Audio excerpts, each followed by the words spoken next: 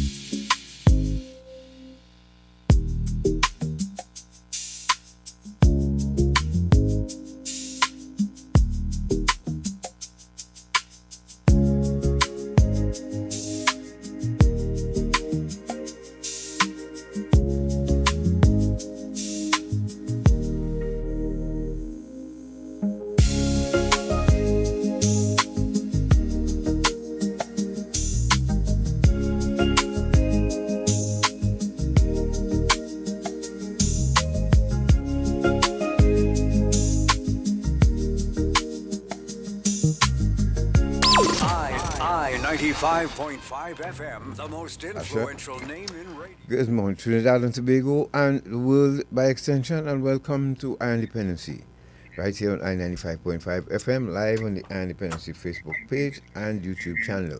Good morning, Natasha. Good morning, God. Good morning, Trinidad and Tobago. Welcome to Our Independency. We have a really, really fascinating show for you this morning. Oh, yes, we do. And we want to get straight into it. Yes, on coming in via Zoom, out there in the United States of America, we have Dr. Nurse Charles with us this morning. I'm sorry. Nurse Charles is a TikTok sensation, and we found him, and we loved him. We loved how he broke it down. Mm-hmm. This program this morning is dedicated to all parents. Yep. So every single one of you in Trinidad and Tobago right now who has a family member who have children, even if they're not dealing in drugs yet, this program is for you this morning. We'd like you to call every parent that you could, auntie, uncle, especially those who in a household right now suffering or has someone suffering with his addiction to any substance or activity. This program is for you this morning because Nurse Charles is going to break it down very nice for you this morning. We heard him give a few examples already about what parents should know, so this is your morning too. So auntie, uncle, wherever you are, mother, father, pay attention. Give us a few minutes of your time today to really educate yourself, because I can tell you something. In the past 24 years that we've been doing our independency, I could count on one hand how many times someone under the age of 25 called us for help. Every single other call from a parent, grandparent, mother, more mothers than fathers. We have the records, and this is not anecdotal. This is empirical data from our archives. I have them. We have them. All right. So, which means by the time a parent calls us, just like my mother reached out to the world for help, there are parents right now doing the same. And that's the last resort, because most parents, most families don't want or the family or friends to know that they have a problem in the home. There's an elephant in the living room. So they tend to keep it under wraps as much as possible. When it gets out of hand, it gets out of hand. So for those of you who have to move out and go find somewhere else to live because of a family member, or you have a family member living with you that's terrorizing your family, this program is for you today, wherever you are in Trinidad and Tobago and the world by extension. And also, we would like to engage with policymakers and persons in the healthcare community as well.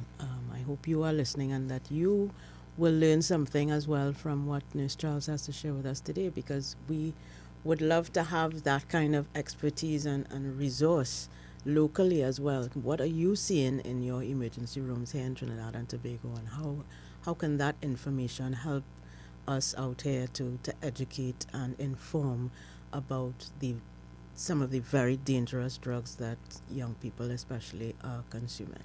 And what Nurse Charles is going to share with you is at the medical institution where he works, what he is seeing, and what they are free to speak of and share with the public. Because you see, the more we are informed of what is out there, is the better we can prepare for what is to come. No child is safe right now, Trinidad and Tobago. Remember, just as the cereal people and the drinks and food people do their marketing and they have succession planning, so too are people who selling addictive substances and dealing in addictive substances. They have planning. So who's Nurse Charles? Natasha, let us introduce him and welcome him to our independency all the way in Trinidad and Tobago. And I know he have never expected this, but we needled him a lot, and then his team responded, and here he is this morning. Nurse Charles, welcome to Independency. Natasha? Charles T. Fulson Jr., ER and ICU nurse, welcome to Independency. Thank you guys so much. I really appreciate you reaching out. It's been a hectic 4 or 5 months. I did not anticipate becoming this sensation, and it was really my son who was the catalyst, and his fiance who was the catalyst for this occurring. So I have to give kudos and shouts out to them for understanding the importance of technology integration. Absolutely. Well, tell us a little bit about yourself and the work that you do. So I'm actually completing my doctorate degree in evidence-based practice. I work for a magnet hospital here in Atlanta, which is, the gold standard for nursing care. And the focus right now is really on being able to understand the behavior, the social determinants of behavior. That's what was the real trigger for all of this. I was doing one of my doctoral courses, and I was doing community health education. And my son was like, well, hey, Dad, stop being a dinosaur and actually push. And can you hear me? Yes, we're hearing you loud and clear. Okay. And he said, hey, let's really push and let's do something more national or global. And that's when I started bringing the emergency room stories that I see in the day-to-day life. Right now it's complete chaos and turmoil in the United States. So when you reached out and said you had a parallel going on in Trinidad, it made a lot of sense. So my background is emergency room ICU. I also worked in the corporate world for a period of time, but I always kept my foot in that emergency room door. I did some projects for the Department of Defense in health technology. So now it's really being able to integrate and understand how technology can benefit the people on the ground in the communities. Because right now they're facing challenges that in my generation we never faced. We never faced capitalism driving products to us that would actually physically kill us. Yep. And that's what we're seeing now. And I think that stresses the importance of this community education that you're doing online and really Yes. giving people the facts that they need to know on how to make better choices in terms of what they consume, right?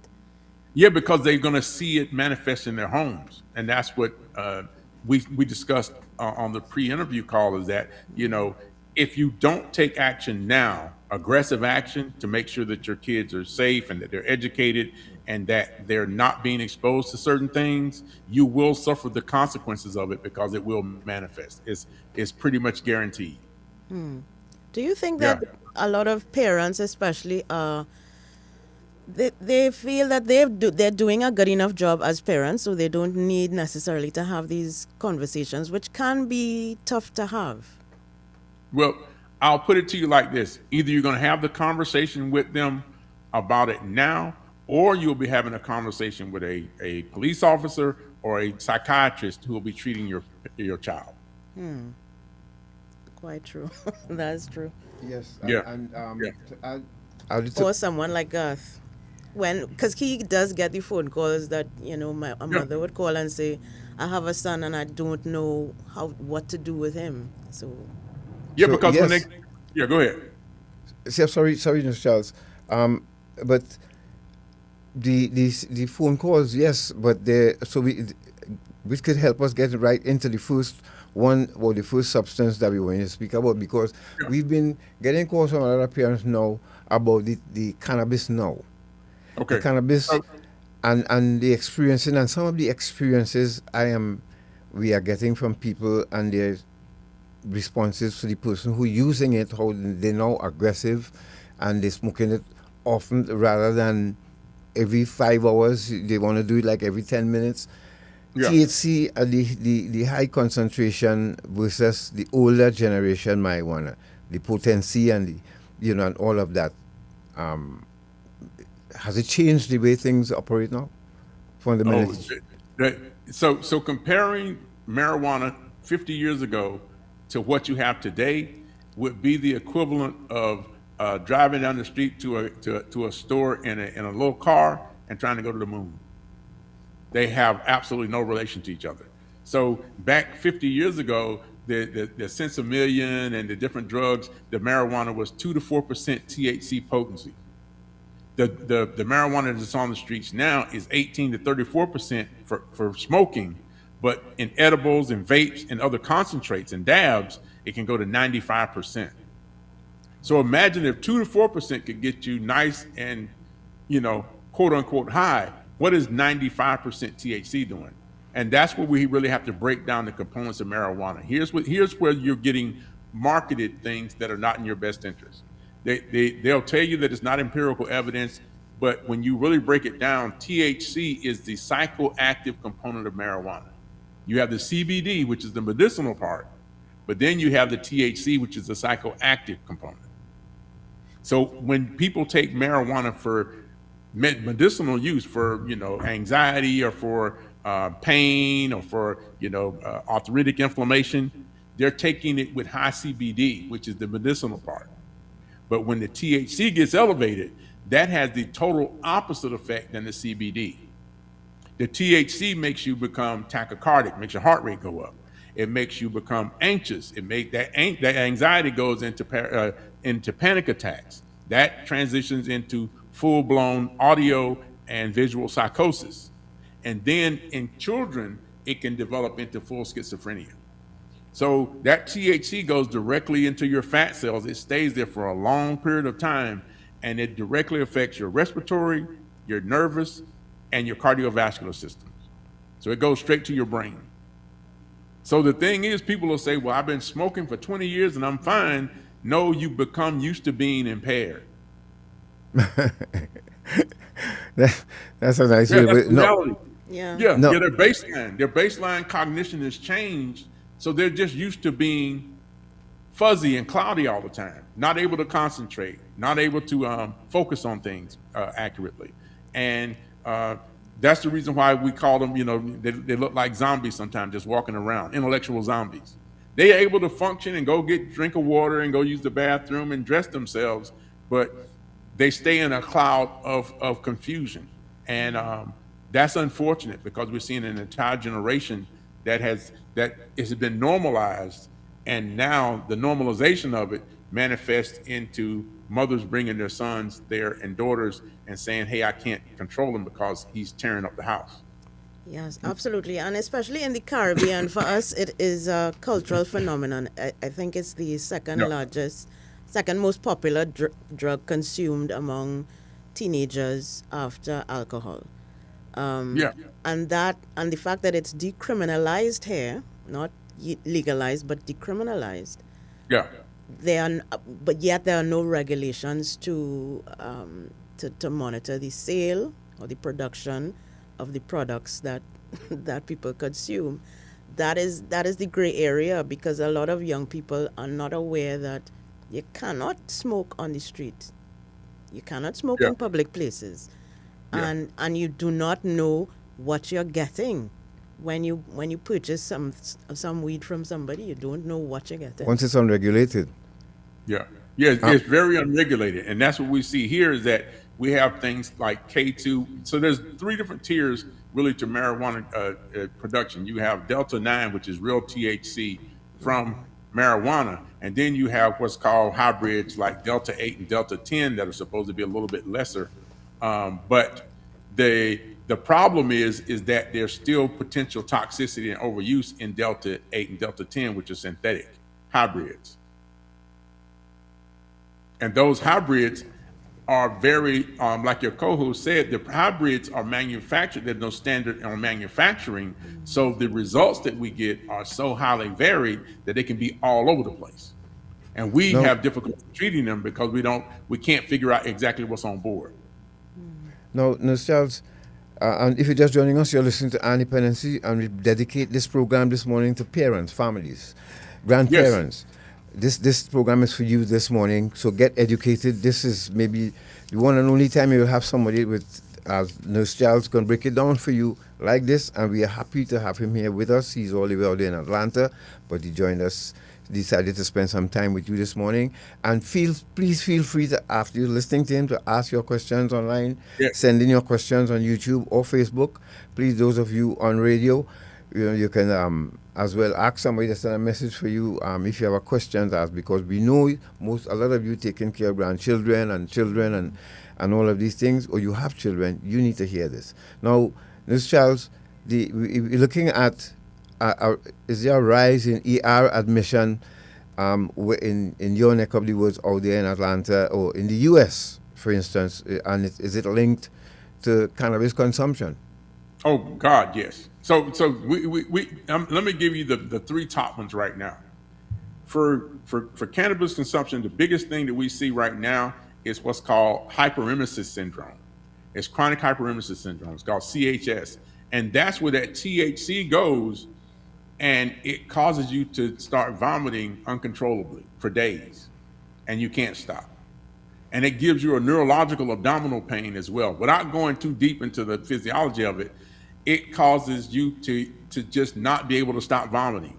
And the vomiting can get so severe that I had a young man that his electrolytes got out of whack and ended up having to go to the ICU because electrolytes, your potassium and magnesium loss, can make your heart do funny things. So his heart was going into different rhythms that were not conducive for him to be alive for a very long time. So we ended up having to admit him to the ICU strictly from the hyperemesis. And the crazier part is that the hyperemesis, they'll come in, they'll be in the hospital for a week, we'll hydrate them, we'll get their electrolytes back in balance and get their pain and vomiting under control, and they'll come right back in 2 or 3 weeks with the same condition. So we know there's physical properties in what they're taking that's making them become addicted to the cannabis consumption. Secondly, is going to be the psychosis and panic attacks and anxiety. Right now in youth, that is absolutely through the roof. We see patients every day come in, numerous patients under 20 years old that have this form of psychosis. So the frontal lobe of the brain is not developed until you're 25 years of age.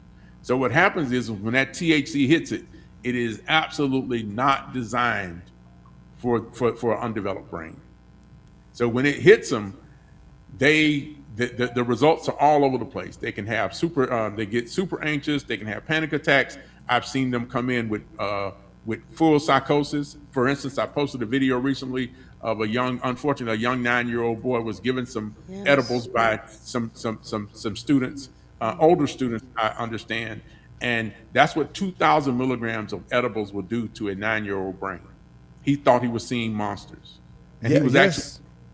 Yes, those Charles, and I would like you to stress on that some more, please, because a lot of people don't know about consuming edibles. They don't know how to do it. Some people will eat a whole brownie in one sitting and then wake up to next to their body.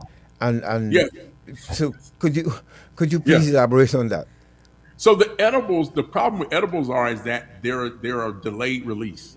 So the likelihood of you overdosing on edibles is very high, because you'll take it and you'll go, oh, I'm fine for 40 minutes without realizing that in 40 minutes, 45 minutes, it's going to hit you like a ton of bricks.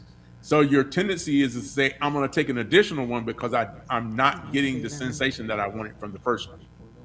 And the thing you've got to realize, in basic human physiology, tolerance means if you take something today, tomorrow, incrementally, you've got to take a little bit more of what you took yesterday in order to get the same reaction because your body has adapted to that particular substance. Does that make sense? Yep. Yes.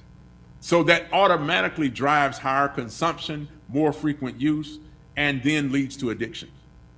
And that's what the youth have to understand is that in order for you to have that same sensation, for instance, in the 80s when crack cocaine was out, you would hear people who say, hey, I've recovered, but I was chasing that first high that I got for 20, 30 years because you're not able to replicate because your body has adjusted to it. Witness. Yeah, yeah. And Witness. thank God you're one of the very, very, that 0.5% who was able to recover from it. Yeah, it's a trip. It's believe very me. rare. Yeah, It's very rare. It's very a trip, rare. and I thank you for acknowledging that because people tend to think it's a monster that is easily walked away from. But I always said to people that as well that the monster is still in me. I just have to leave him be, you know. Yeah. And if I wake him up, then that's it. It's all over. So Yeah. But Ms. Charles, what about the addictive nature of marijuana? I know there's some debate about how addictive it is compared to other substances like cocaine and heroin. What would you have to say about that? Because of the frequency of use and because of now the high THC levels, it would range right now. I would even say more addictive than those drugs. That's contraindicated. I mean, that's contradictory to an old stigma they used to have was that marijuana was natural, it's from the earth, and it won't Yes. harm you that way. But once your body gets used to a certain substance being in it, and one of the issues is that we don't know all the stuff that they're putting in it now. They've changed the way that the strands are grown. They've been able to increase the THC production, and the body physically gets used to that. And when you get used to staying impaired, you want to stay impaired. That is a physical addiction.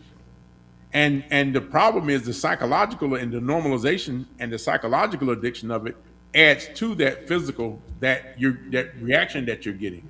So you can't tell me that there's not a huge binding, a collaboration of binding forces, whether they're clinical, hormonal, or psychological, that are making you get and stop using that drug. Because there's very few people that you'll see who use marijuana who have stopped.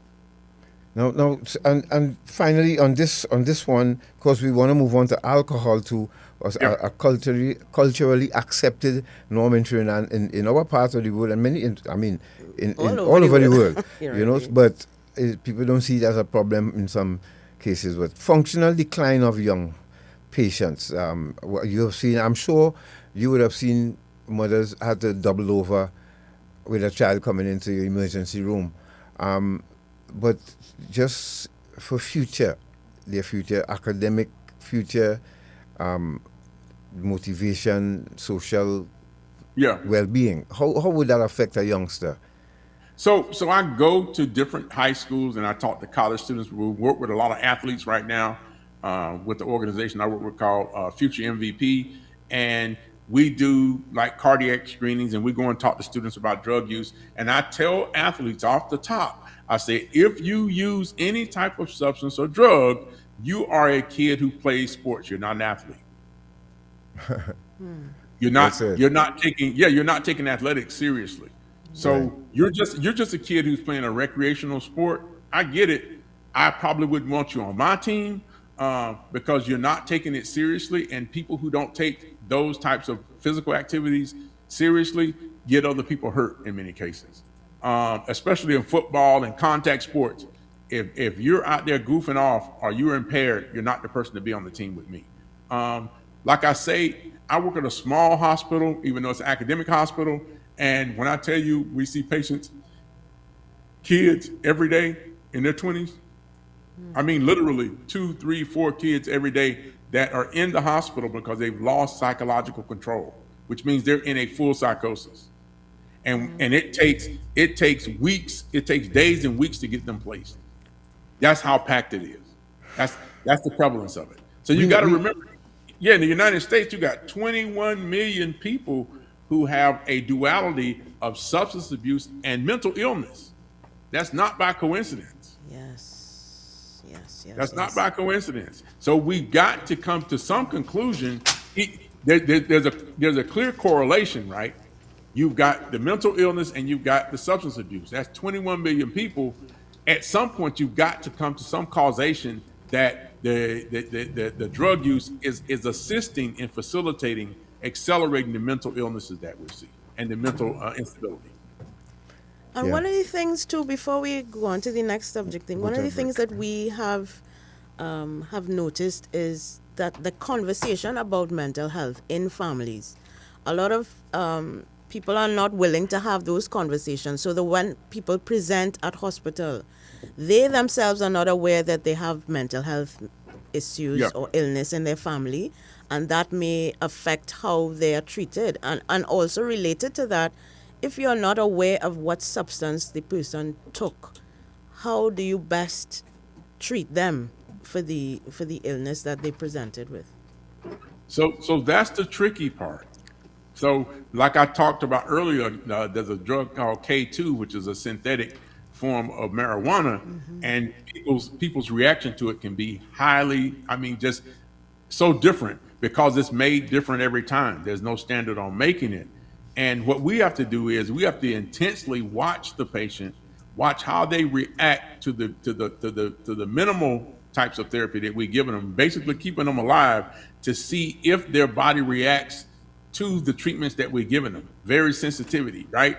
Because if we give them something and we don't understand or know what other things they have on board, it could be absolutely catastrophic. So it makes us have trepidation about being too aggressive, but aggressive enough to keep them alive. So giving them fluids, making sure that their tachycardia is addressed. If they're having shortness of breath, the altered mental status, we kind of do CT scans or MRIs if we have to.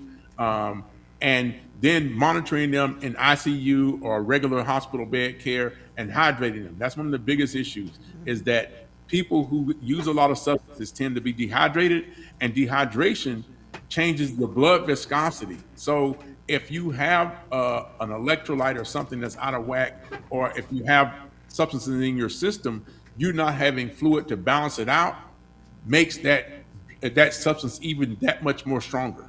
It makes it 3 to 4 times stronger. And speak Which, to the mental health issue, the why we, especially as Black people, don't like to discuss the mental health issues and really have them diagnosed and let our children know that a certain mental health illness runs in our family. well, I can tell you from the United States perspective, because of chattel, it's a big history, but because of chattel slavery, we struggle with a number of things. Number one, and this is every human being, you struggle with epigenetics, and epigenetics is a concept where you carry 14 generations of trauma in your DNA from your ancestors on both sides. And that's one of the big issues that nobody really wants to deal with, is dealing with that trauma that's been passed on to you.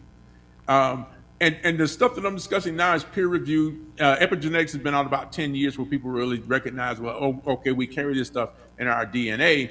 And then in the United States, we suffer with something called chronic stress exposure, which means that we're constantly psychologically under stressors, microaggressions, racism, all the laws and things like that, and food insecurity and safety insecurity in our neighborhoods that keeps our body under stress psychologically, and then it manifests physically in the form of cortisol and high blood sugars and things of that nature. That's your body reacting to the psychological stress you're under all the time. So here's the thing: if you're under stress all the time, mental illness can easily be missed, because your normal for life is like being in a crock pot. So if you're in a crock pot, you might be always depressed, but because you got so many other variables that you're dealing with, you don't take the time to go, man, I don't really feel good about living. I don't have hope. I don't see that, life is going in the trajectory that I want it to go in.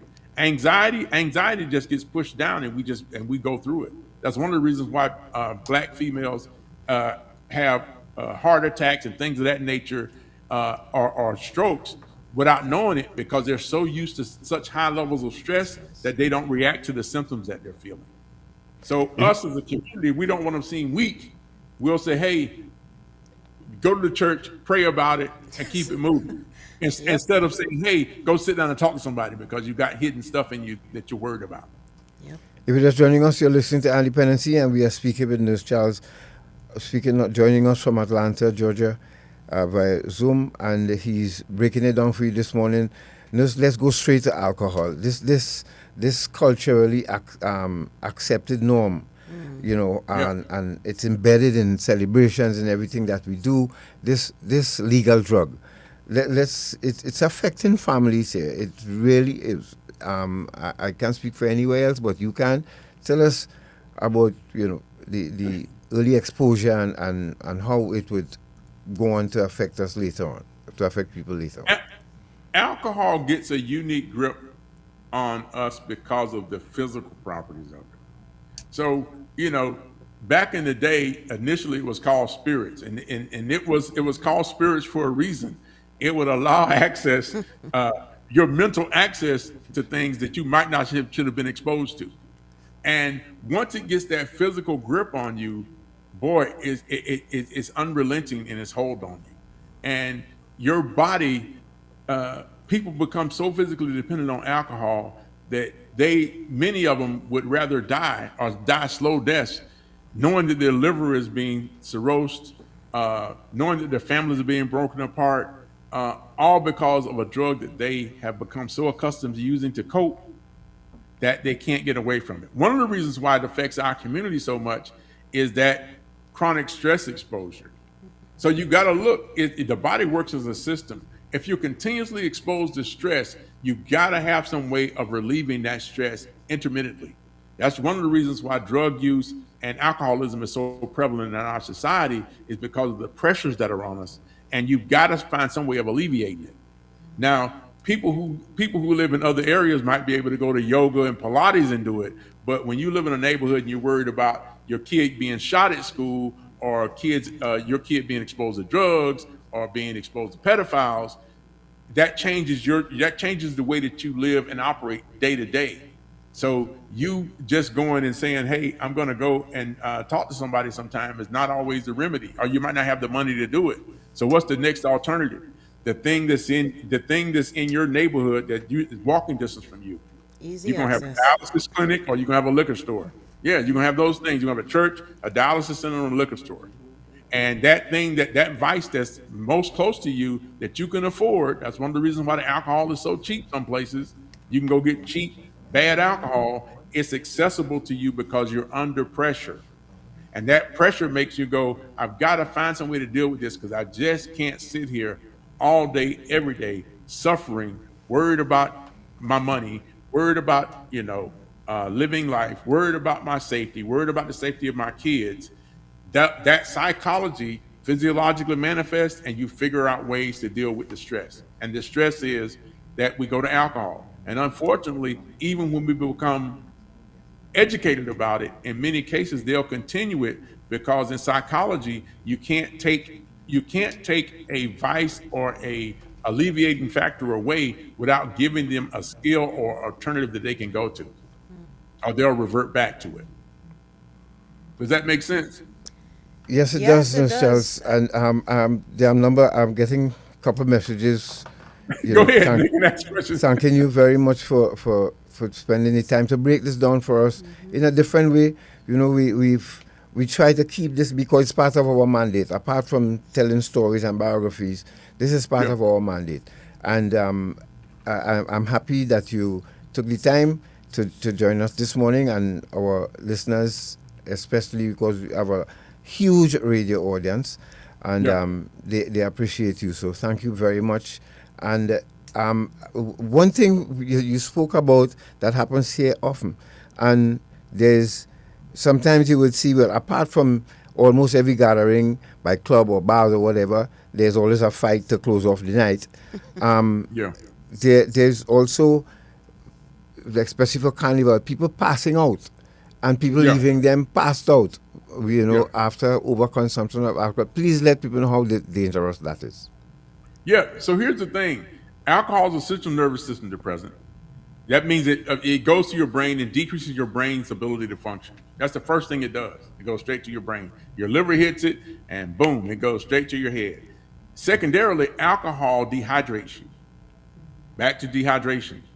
So you combine hot sunshine, dancing, lots of alcohol, and that energy consumption, boom, you're knocked out. The problem is you can sustain head injuries and alcohol toxicity very quickly because of your hydration status, because that alcohol level in your body can get high enough that it can actually make your brain shut down to protect itself. So it's extremely dangerous in those situations. And people tend not to hydrate. They get out there, they start having a good time. Keep in mind, when they start to drink, they're impaired. So an impaired person does not make good decisions. Yep. And Yeah, that's the cycle. That you're impaired. So once you're impaired, you're at the mercy of the people around you and the environment that you're in. Because if everybody's drinking, nobody's making clear-headed decisions. Nobody's many- walking around saying, "Hey, I need to drink some water, but I'm drunk." Right? Yeah. So you can, yeah. Can you get me some fruit or something to balance me out? No, they don't. No. And they don't eat, and they're partying. And keep in mind, then you get into multi-substance use. So you get a couple of drinks in you, you feel good. Somebody says, "Hey, we'll eat this," or "Let's smoke this," and then you combining these things that pushes your body in two different directions. Alcohol suppresses your brain activity. You doing cocaine, it'll make it go up. So your body's then fighting itself. That's when real issues come into play. And when the body's being pushed in two different directions from a nervous system's perspective, your sympathetic and parasympathetic nervous system, you could easily go into having seizures or possibly having a stroke. Thank you very much for that. And is what about, before we go to a break, you're listening to Independency, and we are speaking with Nurse Charles this morning, breaking down several substances for you. There's one in particular we want you to pay attention to before you close off, is the vaping and synthetic products, because that's a new thing now. It's the in thing now for some people, and I'm seeing people doing it daily. And you need to hear about the dangers of vaping, despite people telling you there is no evidence that there are dangers. We are not here to debunk what they're saying. We just want to add to the information that you already have. All right. So can we go to a break? Or one Before we do, Nurse Charles, could you talk a little bit about exposure, early exposure, and the developing adolescent brain? Because as we know, yes. alcohol is a cultural norm in many homes, many societies. It is often introduced as the first drug that young people consume or children consume. What damage does that do to their developing brain? Permanent. The pediatric brain, you have to remember, it'll retard the development of a child's brain. That's the reason why all of these substances are so dangerous, is that the brain needs optimal glucose and optimal oxygen to operate. The brain needs very little, the brain needs no outside interference in its development.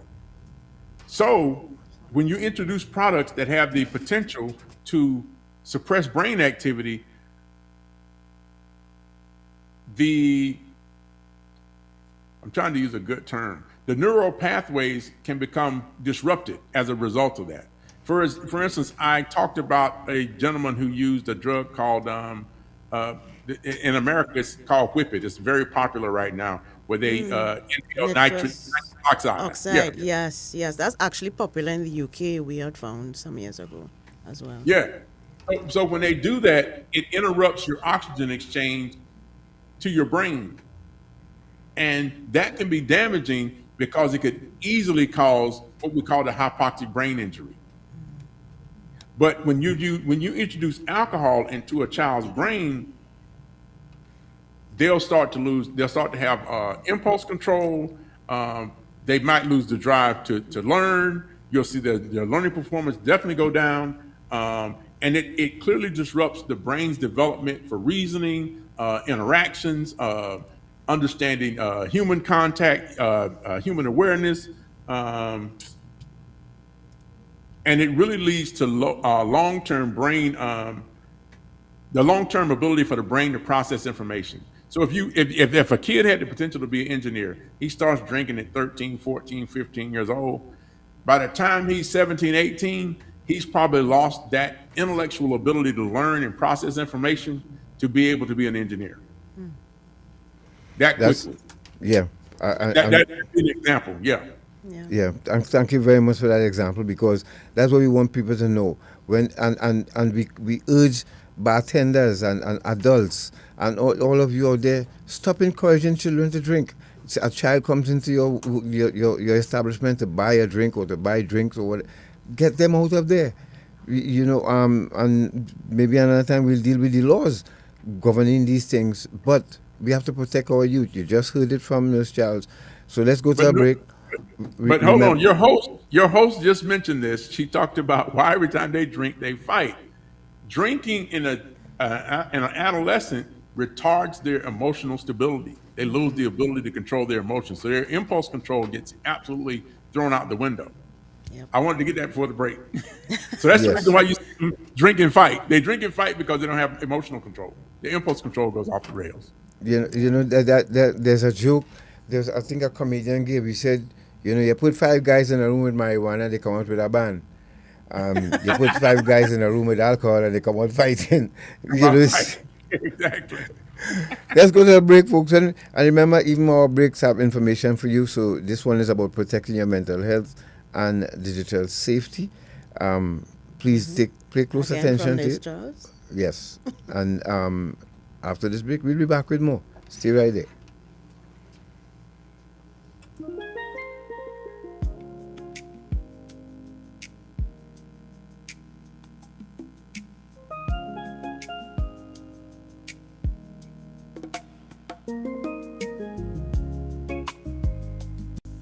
Hey, Nurse Charles here. Had a 13-year-old come in with full-blown psychosis, just horrible. This is something that every parent, educator, and healthcare provider, especially right now, should be notified of. Girls brought into the ER, full psychiatric episode, hallucinations, paranoia, disorganized thinking. She's all over the place, just absolutely terrified. This happened because 2 things occurred. Her mother found out that she had been sending explicit photos to adult men online. And secondly, she found out that she and her friends had been smoking marijuana and some high concentrated THC substances over the last year, vaping, dabs. And the child could not adjust. So here's something we really need to understand. 13-year-olds' brains are still developing. Your brain develops in a young child until they're 25.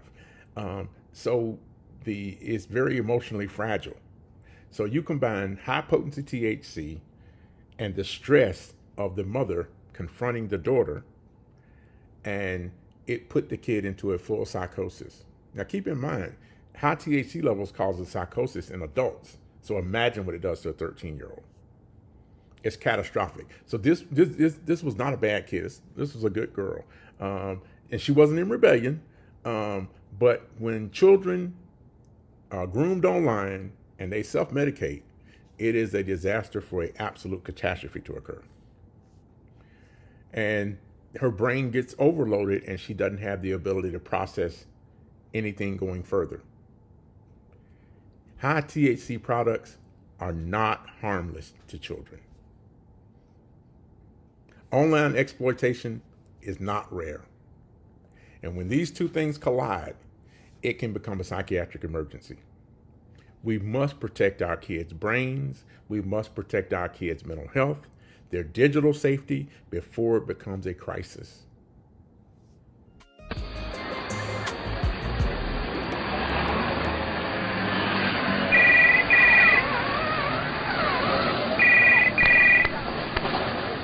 Hello?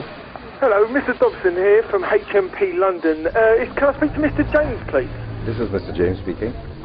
Thank you. Can you hold the line? I have a call coming through to you, sir. Sure. Hello, Daddy. Hello, yes, Brian? Daddy,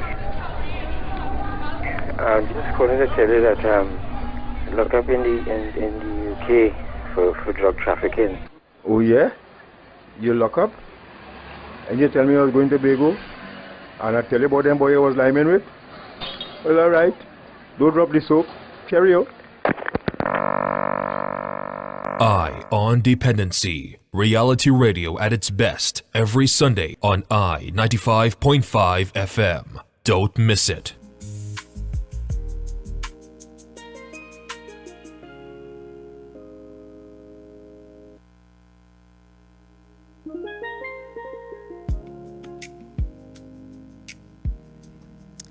Thank you very much for staying with us. This is Ion Dependency, and we are happy to be joined by Nurse Charles, the internet TikTok sensation. He's an educator, he's an ER nurse with over 30 years experience, and he's here today to share some information with all of us about the drugs, the impact of the drugs that young people especially are using, and how they are presenting in his field of emergency medicine. Nurse Charles, we want to switch to the big bad boy. This one is near and, well, it is near and dear to our hearts, especially as since Garth is in recovery from this bad boy, cocaine, and the party drugs that often accompany it in this modern era, and how nightlife culture has influenced how young people consume drugs like cocaine and other party drugs and ecstasy and Molly and all of these things. So I cannot tell you the number of times that I have taken care of patients, because I traveled nurse for a long period of time, and different places, Chicago and California, some places. And cocaine is it's a rough drug. It's a big time stimulant, and it takes an average guy and makes him feel more confident, more energetic. Take an introvert and make him social. So that should tell you, if it can alter your personality from small dosages, imagine what happens. But it's one of those drugs that your body tolerates really quickly, and the amount of consumption you have to do in order to get that high again is astronomical. And that's where the problem incurs. And anything that can boost and get you amped up like that, and I mean really get you high, it just can't be good for you, because you lose all real sorts of what's going on. So for instance, I took care of a gentleman one time, and he's probably in his 40s or 50s, and he presented as if he was having a stroke. So we bring him in, we work him up. CT scan didn't show a stroke, but it didn't mean he wasn't having one. We're getting ready to give him meds and all this stuff, the blood clot buster and all that. And the guy grabs my arm. Now, keep in mind, he couldn't move his whole left side and he couldn't talk. He grabbed my arm to say, no, not right now. And I swear to you, 20 minutes later, he's walking around and he's normal. Wow. Cocaine and ecstasy. It mirrors a stroke. Here's the caveat. Less than 3 months later, the same guy came in and had a stroke strictly from cocaine. A massive stroke. So anytime you take a stimulant that can, it all depends on the level of toxicity and your tolerance, right?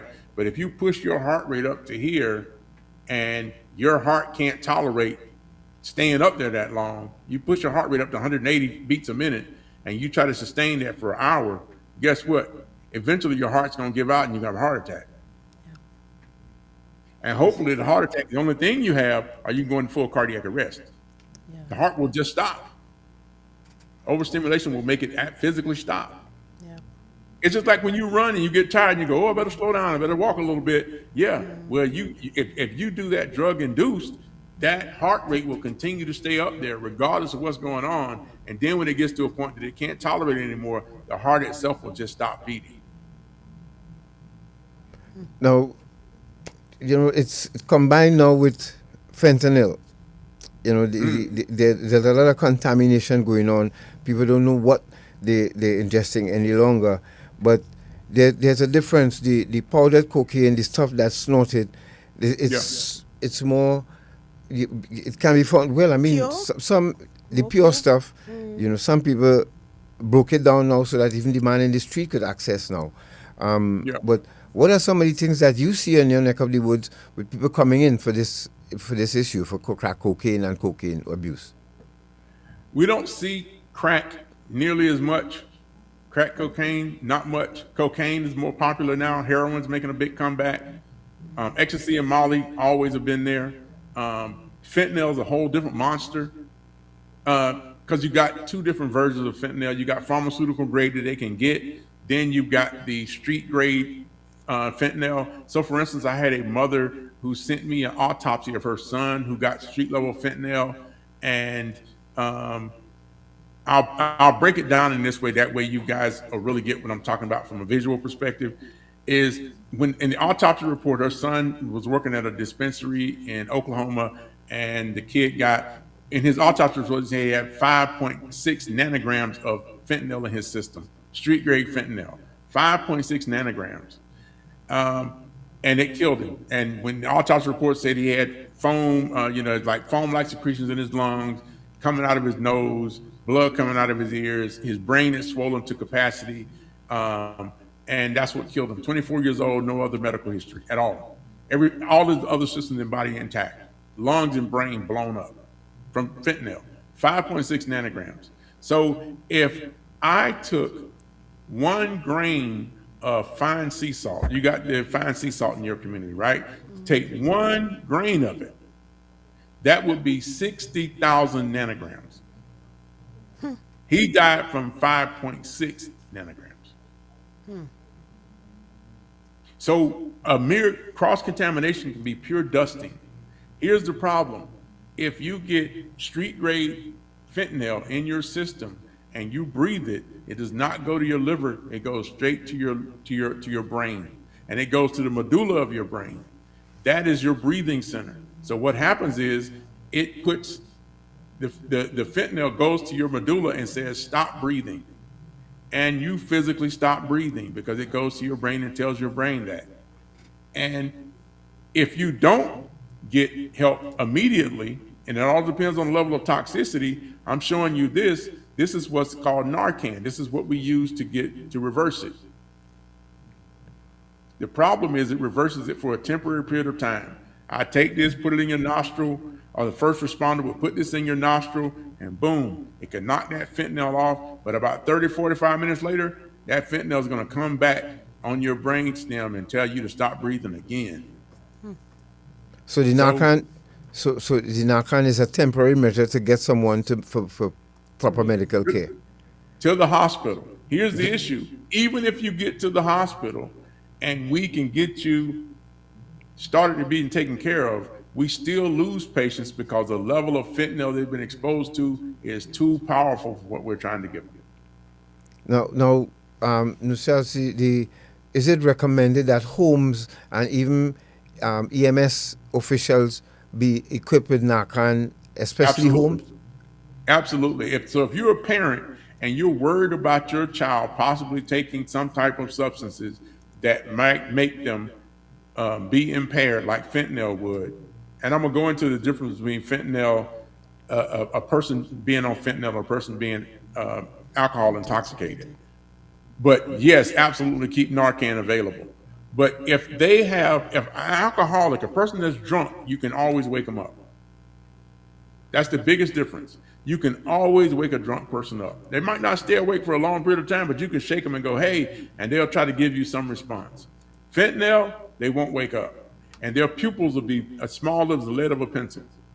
And you'll see a bluish coloring in their fingers, or if they're African American, they'll look gray. They black, a person of color, they look kind of grayish color. It's called pallor.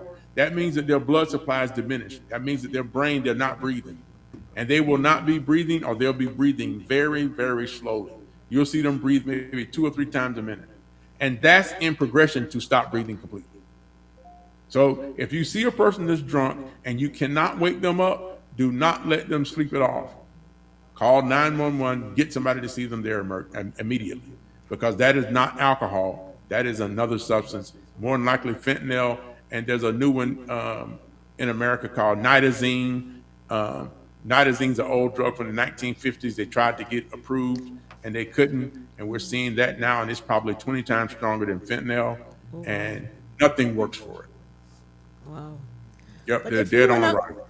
we wanna go back to the cocaine and the party drugs for a second and just Yeah. run down some of the dangers of substances that are laced. So, for instance, if you are using cocaine and it has some fentanyl in it, perhaps, or some other substance, or if the But it, likelihood of you getting a substance in a party environment that is laced with something is high, right? yes, so ecstasy, Molly, uh, uh, cocaine are all the most popular vehicles for fentanyl lacing. Okay. So cocaine is a drug that stimulates your body. You get super high because you're overstimulated. Fentanyl does the opposite. Fentanyl suppresses your respiratory drive. Now, pharmaceutical grade, we use it for pain management. The problem is the street versions of this stuff is made, and we don't know what they're putting in it. And when it hits your body, if it's laced, you're gonna drop. You're gonna drop. You're gonna drop fast. You're gonna drop fast. So if you're inhaling it, using it on a vape, because I had a kid about a couple of months ago that had an old vape cartridge. I don't know if it was his or he purchased it from somewhere because you can buy them used now or reused, and it had a dusting in it, and it put him out, took him out. You can buy reused vape cartridges now? Yeah, They're recycling them? Wow. yeah, recycling them. Oh, Jesus. Yeah. Wow. And that's super dangerous, super duper dangerous. So if you're at parties and things of that nature, yeah, because a lot of these kids don't have the money to go and buy new stuff every time. Right. Yeah. So they learn how to be resourceful and reuse it. The problem is, it's just like the kid that I had from Oklahoma who passed away.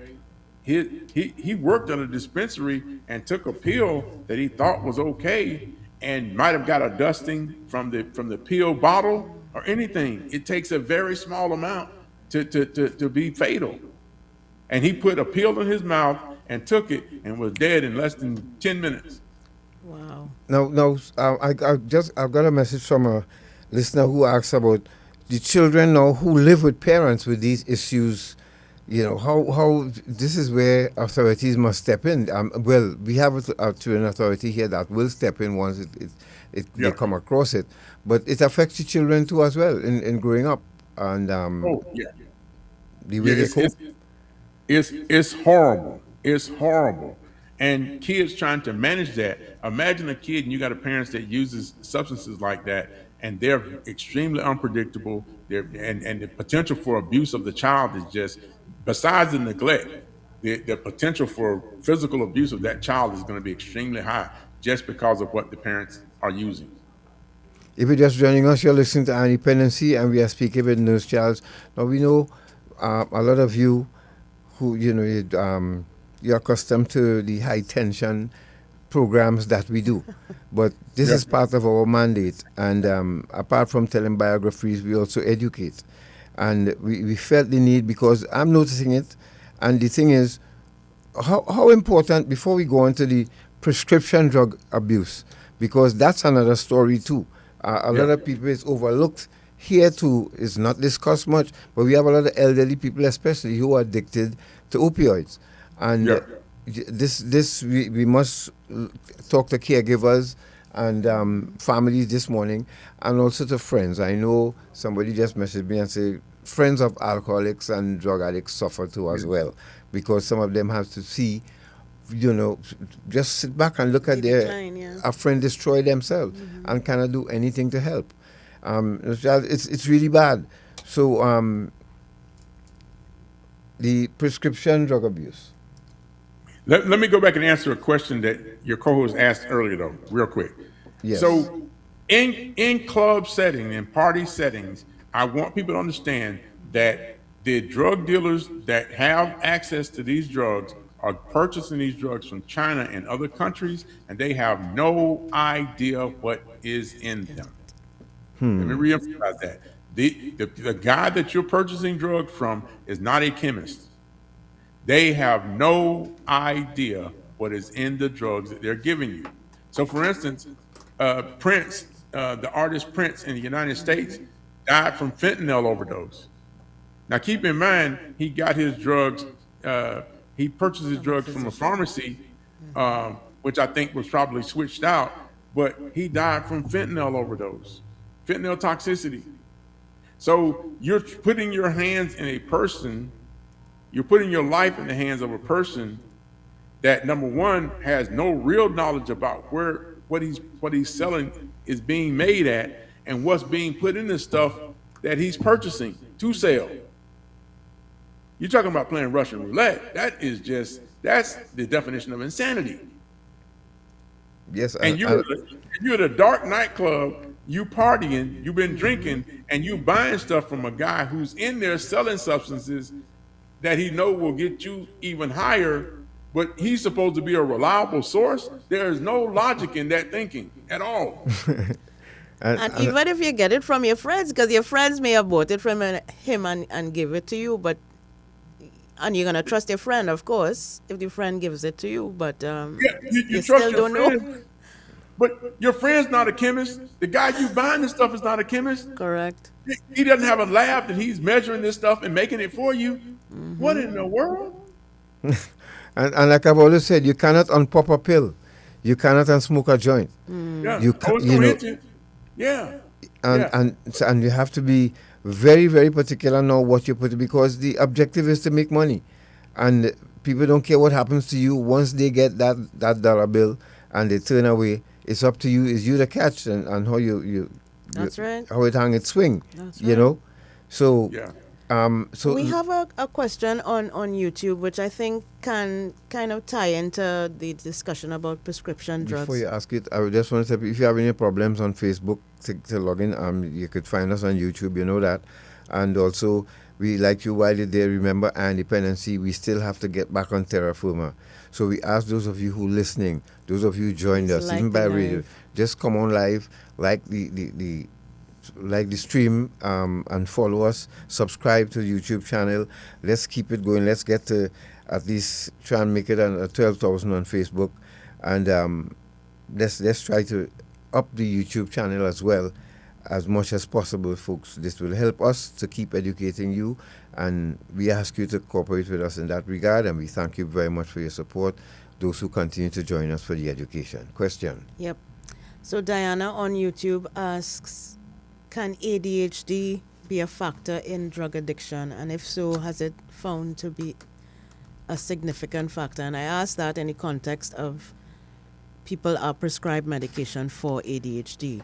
So is there a risk of becoming addicted, not just to the medication you may be prescribed Yeah. as having ADHD, but can that condition itself lead one to become addicted to other substances? Yeah, Adderall is a stimulant, so it allows you to focus. So yeah, the person is absolutely right. The issue with ADHD is that you need to make sure that when the child is diagnosed, it is a proper diagnosis. And what we see a lot of is that when we have children of African diaspora descent, they develop physically faster than other races. So, for instance, a young black boy will get a testosterone boost at about 2.5 to 3 years of age, when other kids of other races won't get that until 4 or 5. Their muscular development is faster. They talk and walk. I mean, they walk and motor skills are developed super fast.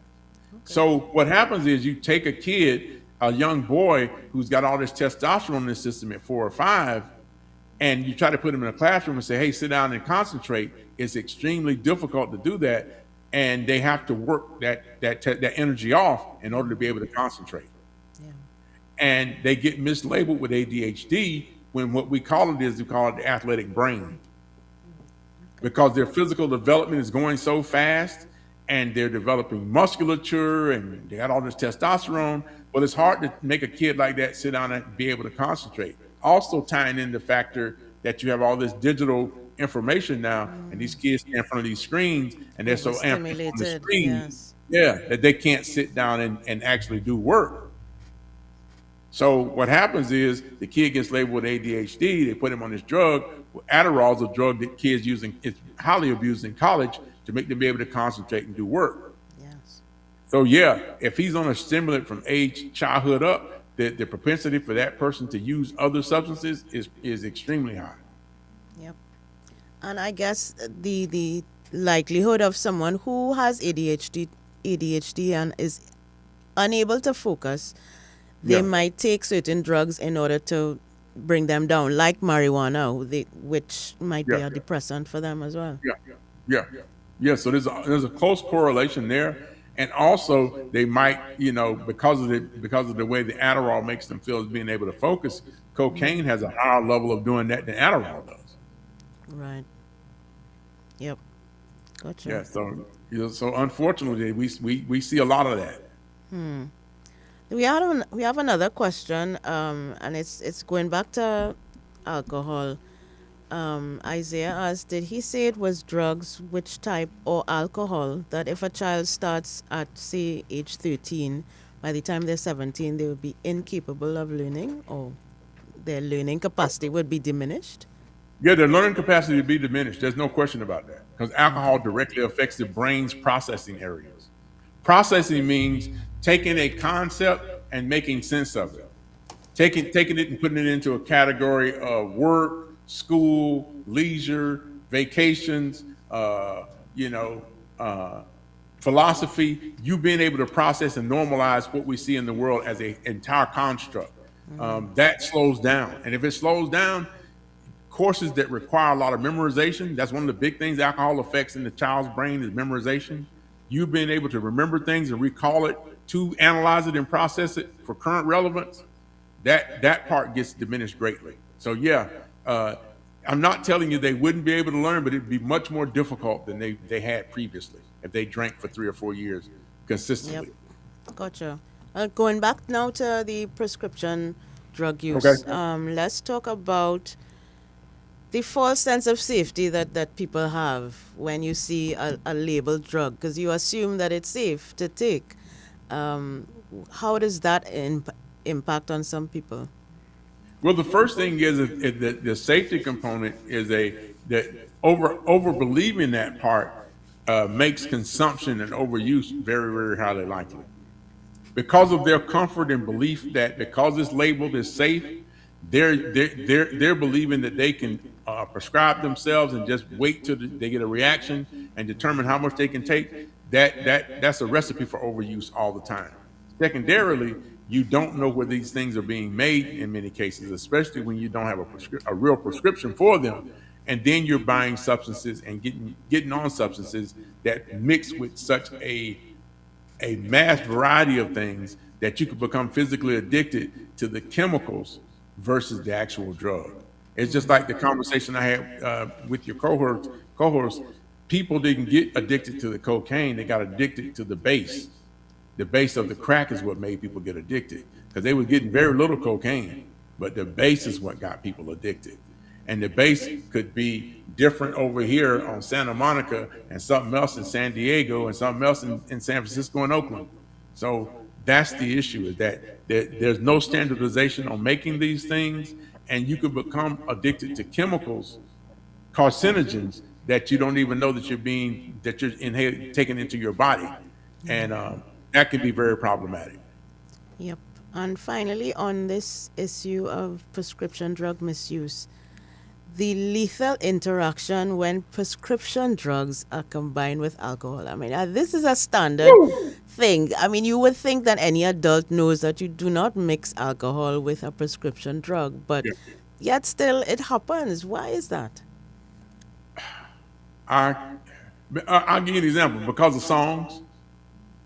There's a famous artist in Atlanta named Future. He made a song called Molly Percocets. Yes.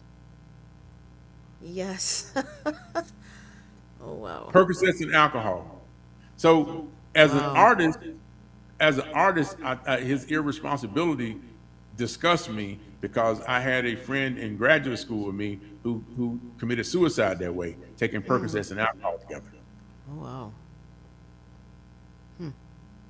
So alcohol potentiates the effect of any type of prescription, narcotic, opioid, any of that. It makes it stronger. It makes it exponentially stronger. And the effects, because you got to remember, the alcohol suppresses your brain activity. So if you take another substance on top of that, boom. And it leads to the most dangerous thing with that is that if you have a lesser brain activity and you're semi-conscious or your level of consciousness decreases and you vomit, you are likely to aspirate. And aspiration kills a ton of people every year because they're not aware enough and cognitively aware enough to know that they're impaired. And they're not able to get up and advocate for themselves when events like that do happen. Yeah. If you're Yep. just joining us, you're listening to Iron Dependency, and we are speaking with Nurse Charles out there in Atlanta, breaking it down for you. Parents, I hope you're learning something this morning. I hope you're getting at this extra lesson this morning while you do your chores or you see about children while you prepare lunch. Or if you're just joining us, you're listening to Iron Dependency, and we thank you very much for listening and asking your questions. Keep your questions coming because you're going to get the answers or you're going to get directed where you could find the answers. Yes. Absolutely. But in relation to what you just mentioned about music, there's a topic we haven't touched on yet for the morning. But before we get to the vaping, you know, Beanie Man has a song about rum and Red Bull. Oh Yes. yeah. The energy drinks. I mean, which are obviously very popular among young people and adults. I myself, the first time I drank an energy drink, I felt a vein in my neck throbbing from the minute I swallowed, and from then on it was out of commission for me. But Yeah. what is it about the energy drinks that gives people the confidence that it is actually helping to keep them awake or keep them energized? Oh, because it does keep you awake. It's full of caffeine. It's loaded with caffeine. So the Food and Drug Administration says you should have less than 400 milligrams of caffeine in your system daily. And it's really, that's just a suggestion. But hey, don't consume it. Making the assumption people wouldn't consume 400 milligrams every day. Wrong. So you got a ton of people who will drink a cup of coffee. That's 200. They'll Right. get a Celsius or some other drink. That's 300. Then they'll go and work out. They'll do a pre-workout. That's another 300. And they'll consume 1,400 milligrams of caffeine a day. And their heart rate is just jacked up. And they don't, and they are not drinking any water to hydrate themselves. And I can't tell you how many times they come into the ER and their heart rate's 160, 170, and they're having PVCs, or they feel like their chest is heart's beating out of their chest. That is the consequence of those energy drinks. So taking Red Bull and rum, once again, you're taking drugs that counteract each other, and the body has difficulty processing that stuff. You're taking one that pushes you up, the caffeine makes you go up, and the rum is going to make you down. The alcohol is a central nervous system depressant. It hits your brain and it makes you slow down. So you're taking drugs that are fighting against each other. I just don't know who thinks that's a good idea. It's scary. It is. It Yeah, is. it's real And scary. I don't know why people would take that chance, knowing that. Well, maybe they don't know. Let's assume they don't know. But now that you know, I would hope that people would not mix a Red Bull or energy drink and alcohol, because it can be potentially fatal. Could you give us an example of the effect in the ER of mixing energy drinks and alcohol before we move on? Before we go to a break. Yeah, so that's the issue is that the results could be varied. You could react to the energy drink and go extremely high, or you could go in the opposite direction and become very, very lethargic. Your mental status could be altered to a point that we'd have to put a tube in your throat to breathe for you. But usually we'll see super rapid heart rate. You'll see increasing blood pressure. They'll have palpitations. And a lot of times your electrical activity in your heart can get kind of disrupted, and they can make you have beats that are not really good for your heart being able to push blood out. And if you have any kind of underlying heart conditions, oh my God, it gets exponentially worse. And some kids have it and don't really know that they might have some underlying stuff. They get very confused and agitated. That's one of the biggest things that we see. And if they overdrink, they'll collapse and pass out.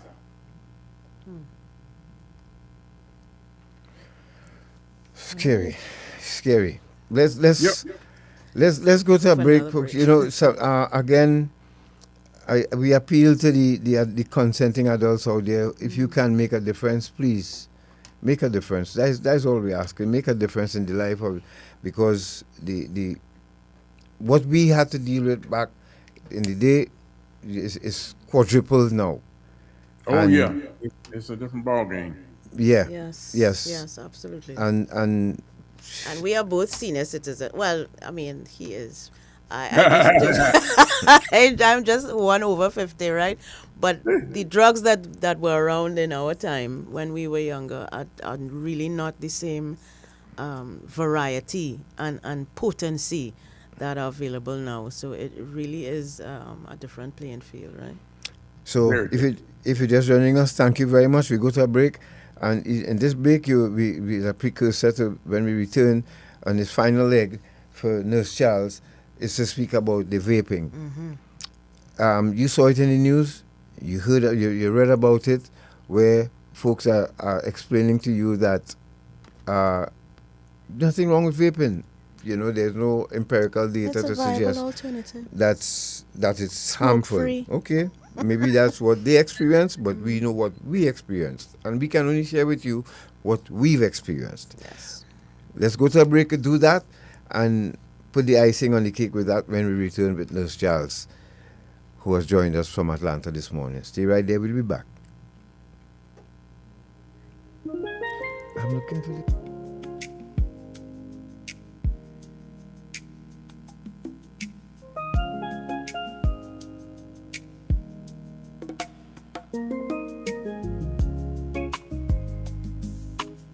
Year-old just graduated college. Big party, everybody's there. Mixing three components, very serious components: alcohol, vaping, and then THC from marijuana use, all central nervous system depressants. The fourth variable is the swimming pool. He gets in the pool, your awareness is decreased dramatically, your coordination is gone. The guy goes to pick up his shades that dropped in a swimming pool and drowns because he made three bad choices. He chose to use drugs that diminish your brain capacity, your coordination, and your perception while getting into an event or an arena that requires a lot of dexterity and a lot of awareness. So by the time his lungs filled with fluid, with water, he did not have the coordination to get up and stand up and save his life. Gotta make informed choices, people. Have to make informed choices. 21-year-old just graduated college. Big party, everybody's there. Mixing three components, very serious components: alcohol, vaping, and then THC from marijuana use, all central nervous system depressants. The fourth variable is the swimming pool. He gets in the pool, your awareness is decreased dramatically, your coordination is gone. The guy goes to pick up his shades that dropped in a swimming pool and drowns because he made three bad choices.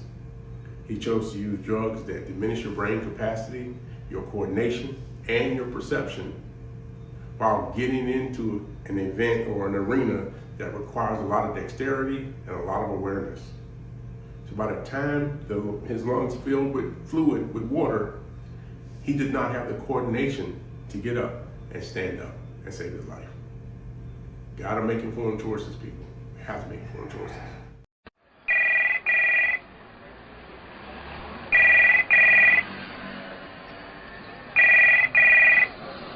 Hello.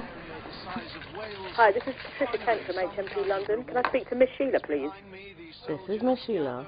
Hi, I've got an important call for you. Please hold the line. Mommy, it's Sherry. Oh God, Sherry, we looking for you all the time. 3 weeks now. Where you going? Mommy, according to tell you, I get locked up. I had drugs in my luggage and I'm in England right now. In jail. Oh God, Sherry, what? What you do? How you reach there? Oh God, how we gonna go? Oh God, Mommy, don't cry, don't cry, don't cry. It'll be alright. Sorry, I'm sorry. Eye on Dependency. Reality radio at its best every Sunday on I-95.5 FM. Don't miss it.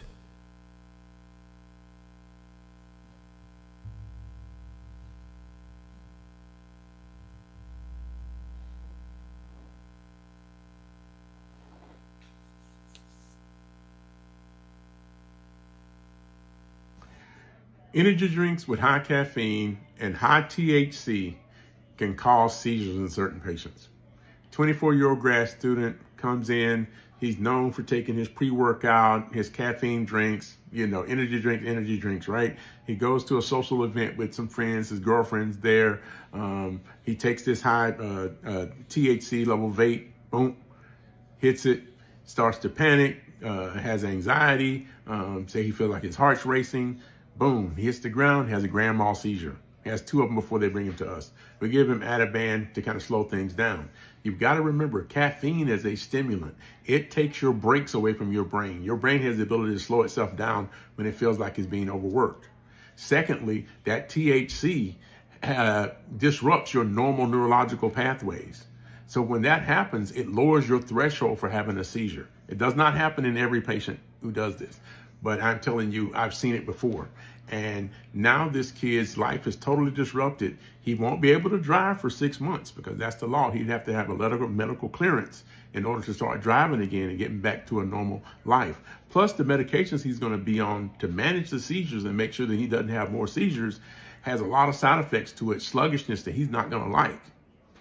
So the moral of the story is that I tell patients, hey, make sure you know what you're putting in your body, but secondarily know what combination of things you're putting in your body so that it's not, so that effect does not profoundly affect your health or put you at risk for any type of emergency situation.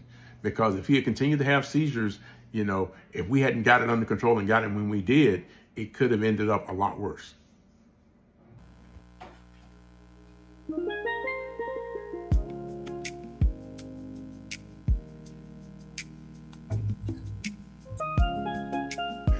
Thank you very much for staying with us. You're listening to Our Independency. You're viewing us on our new format. Shortman has set up a nice, we are closer to you now to interact with you and feel closer to us as we feel closer to you as we share this information with you.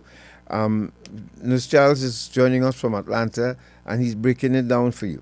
Nurse Charles, thank you for staying with us. Welcome back to Our Independency. And your parent just sent a message again.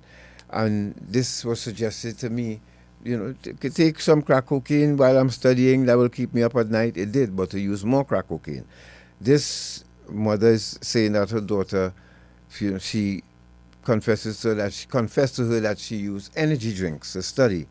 Is there any other suggestion, or is it up to the taste of the individual? Because the mother wants to find out what is suggested as an upper instead of energy drinks. Exercise. Exercise creates dopamine. The issue is that if you take a substance to substitute for a hormone that your body makes, your body will stop making it. Okay. If you take a substance for your body that your body makes naturally, your body will stop making it. Can't put it better than that. Yeah, we take insulin. Diabetics take insulin because their body has stopped making insulin. So we take insulin. Okay. And guess what? You take insulin for a couple of years, your body will stop making insulin. So dopamine, your body will make it. You exercise, you walk, you do things, your body will make it naturally. Not even some coffee? Coffee? Yeah. Not even some coffee you'd recommend?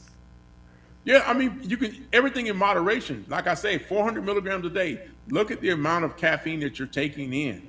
Because when your body gets used to that level, in order for you to operate, that if that becomes your new normal, is 4 energy drinks a day, and that becomes your new normal, you can't stop drinking energy drinks and think you're going to be at that same level of functionality. All right, let's move on. Let's go now to, and later on, I would like to show, Shortman, we want to show, I know it's going to be hard for some of you to look at, but we want to keep it real with you all this morning. And the young man, it's not the full video. Thank God, it's not the full video. But it's the young man who had an overdose of edibles, and how he was behaving, and you wouldn't want to witness that as a mother or a father or family. You wouldn't want to witness that. But we have to show you to scare you, so that it'll scare you enough to have a conversation with your child or children. Let's go to the vaping. Natasha, could you introduce the...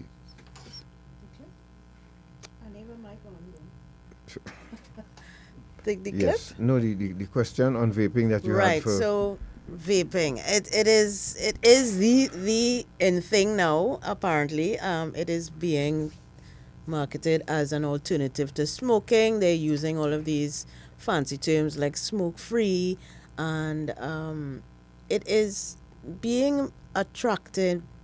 It is mostly being targeting young people. What have you seen, Nurse Charles, in your emergency room related to vaping? There's a reason why we save this for last. Vaping is very complex, and I'm gonna break it down to you so in a way that the audience can get it. It's being marketed as this safer alternative, but let me tell you what it really is. In nicotine, and before we do any drugs or substances in the vape, I'm breaking down vaping itself, the mechanism, the little apparatus, and what that does to your body. Before we get to THC, before we get to nicotine, no drugs in the vape, just the vaping apparatus. This is what I'm breaking down for you. And this will tell you the harm that it does. At the base, if you're doing a basic nicotine vape, at the core of the product itself, it uses two chemicals. Polypropylene glycol, these are oils that carry whatever flavor you have. And then there's vegetable glycerin. Those are the carriers for whatever flavor or whatever thing you're doing in your vape. So when you heat up a vaping coil itself, you have micro metals that go into your lungs: copper, lead, nickel. From that vaping device, when it heats up, now you got those two substances, that's your oil that carries whatever you're doing, right? Those two oils, when they heat up, turn into formaldehyde. Formaldehyde is what we use to embalm dead bodies with. Now hold on, that's the good vape. That's the good. There's a good. That's the good That's thing. the good one. That's the good vape. That's a lesser of two evils. The second one, for the THC, uses what's called, let me pull it up right quick. I just had it 2 seconds ago. So folks, Got if you, polypropylene glycol. The second one has what's called vitamin E acetate. And this is a thickening agent that they use, and it takes the THC deeper into your lung capacity. Now, this is the one associated with popcorn lung, severe lung inflammation. So imagine this. Imagine this. You guys cook, right? You Yes. cook Yeah, he does. bacon or whatever. You're frying something, right? You're frying something. Right. And a little piece of grease pops on your arm and it about kills you, right? yes. You mean when the oil pops out the Yes. pan and Yes. drop? Hot Yeah, oil. yeah. Right? Yeah. Imagine smoking that vaporized oil into your lungs. It's doing the same What do you thing. think's what do you think's gonna happen?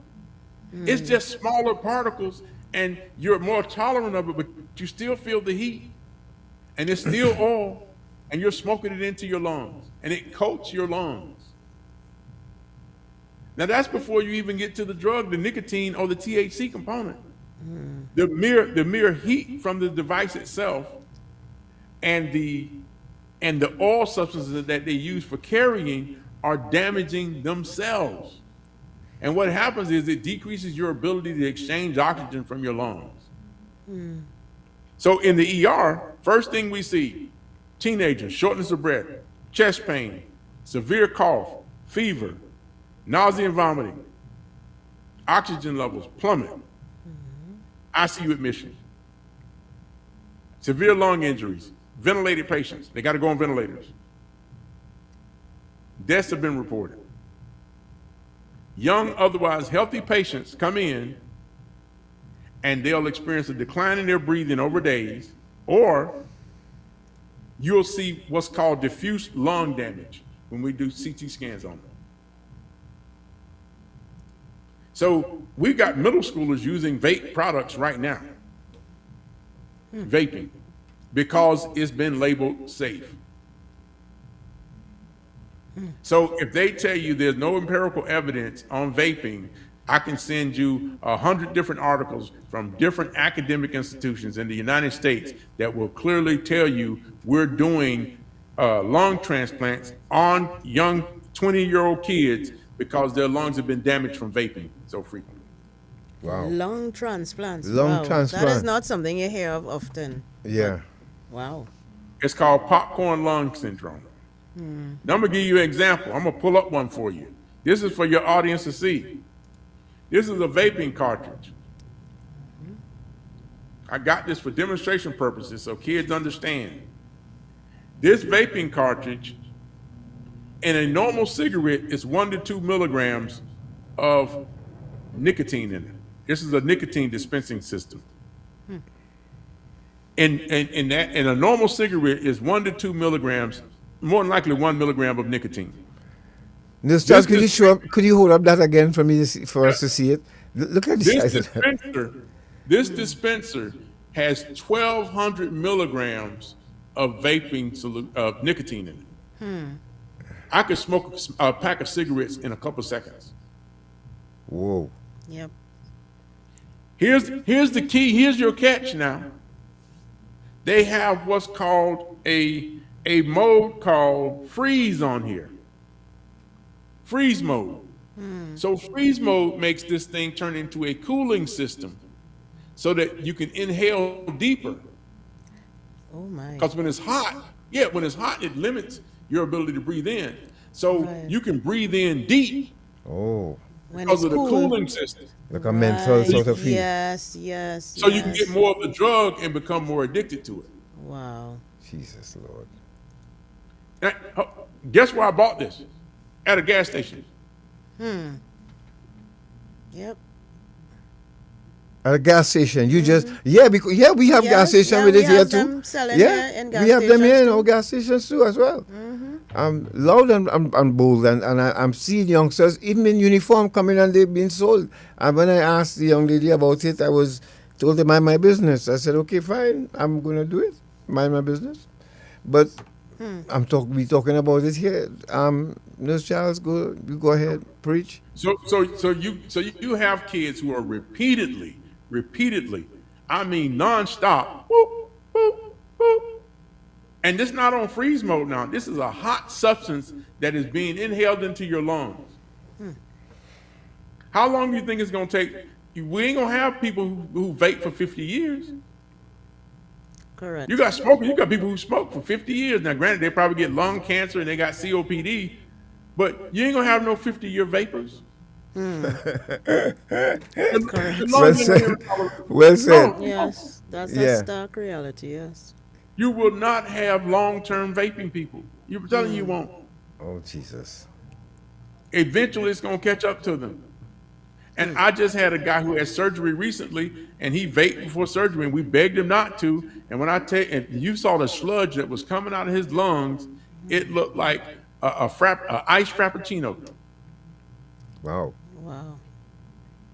Now, keep in mind, he went in, his heart rate was 65 before surgery. He came out, I couldn't get below 125. And his oxygen saturation was like 81, 79 to 81. 25-year-old kid. Wow. I say, and that's your heart compensating. Your heart saying, listen, you're not getting enough oxygen. Well, breathe faster. I'm breathing faster. But that barrier, that oil barrier is causing me not to be able to absorb the oxygen I need from my lungs. Why? Oh, because I vape. That vape coats my lungs. So when the oxygen tries to come through, it can't. So my heart rate goes up to compensate for me not being able to get oxygen to my blood. And apart from all the harm that the direct harm that the device itself is causing, the method of ingestion, the nicotine and or the THC or whatever other substance is there And is on addictive. top, on top of it, on top of it, on top. You know, THC going straight into your lungs, tearing you apart. Recipe and for disaster. you know, we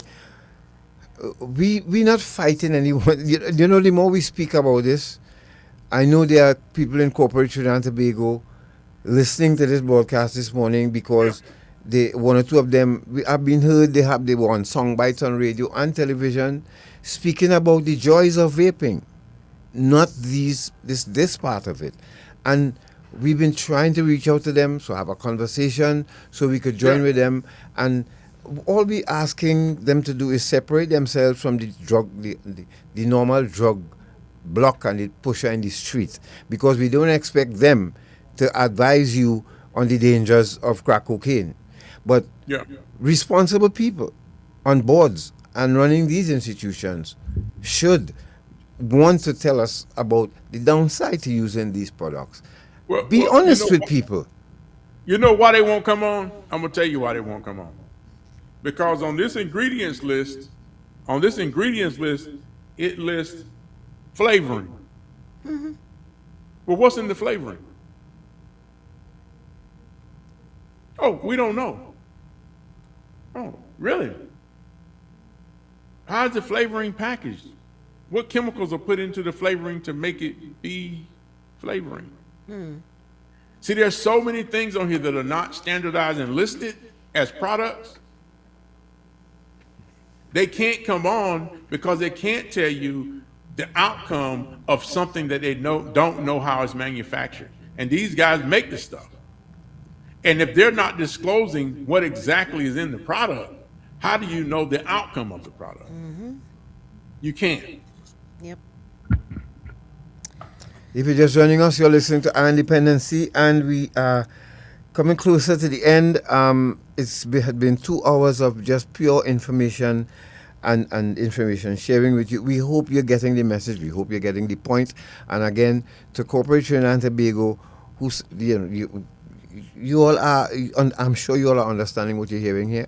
And Our Independency, this is why we've always asked to work side by side with you, and for you to help you keep it honest, keep it real with your people who you're targeting as well, your audience, your target audience for these products. I hope that even our Ministry of Health and officials from there will understand too as well. Don't get sucked in to what a corporate body will want you to endorse, but rather err on the side of caution as well, and inform your people too as well the dangers of indulging in these products, just as we would do with cocaine, marijuana, ecstasy, and other drugs. That's all we're asking, and we will perfectly well partner with you to balance that market. Yeah, it looks harmless, but I'm gonna give you an example. When I purchased this, of course, I don't purchase this stuff for myself. I went into a store that didn't know me. The guy goes, "I'll give you $6 off of this thing." So why would he give me $6 off and I'm a first-time customer? Because I'll be back. Yes. Yes. Yeah. Just like crack cocaine. Yep. You'll be back. I'll be back. And in that vein, we did notice in the local media, we had noticed a trend. And Shortman, if I put up image each, please. We want to unpack in the news segment. We want to unpack what we saw. 2 weeks ago, the Trinidad Guardian had ran a series of pieces which were amplifying industry messages from Philip Morris International and allied business groups. The coverage frames vapes and heated tobacco products as a public health solution and pushes for lighter regulation and measured tax treatment, which is language that benefits the industry profits more than population health. So in plain language, we want to share that Big Tobacco is positioning itself as a health partner, offering technical support and friendly studies that they fund to gain influence over rules. Industry-funded research is being highlighted to claim reduced harm despite limited independent long-term evidence. Flavors, as Nurse Charles just mentioned, sleek devices and upbeat marketing normalize nicotine use and attract young people. And now businesses are publicly pushing for lower taxes or special tax treatment and alternatives. Why does this matter? These products mostly contain nicotine addiction, sustain nicotine addiction rather than deliver community-level quitting. They recruit new users, as Nurse Charles just mentioned, especially youth, and the industry framing can weaken proven tobacco control measures like taxes, like advertising bans, plain packaging, smoke-free laws, and funded cessation services. So watch for the local signs, warning signs. If you see industry representative on advisory panels, you see budget or law proposals that treat e-cigarettes and HTPs, which are heated tobacco products, differently. If you see media echoing industry phrases like a smoke-free shift or harm reduction without independent scrutiny.